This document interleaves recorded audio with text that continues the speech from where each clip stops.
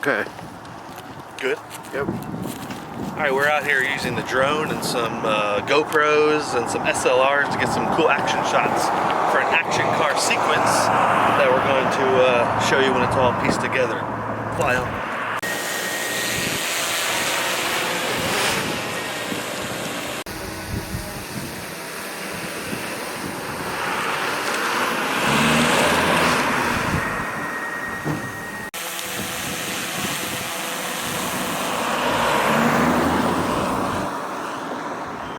We're out here trying to film a high-speed car chase type footage with a low-speed 4-cylinder Honda Civic, and we got Nick's awesome drone. And some of the stuff that we're doing with the drone is pretty fancy, but like a couple of things, like when we had the car turning and the drone sort of like crossing the car, I mean that could be done with handheld as well too, because we didn't have height for that really.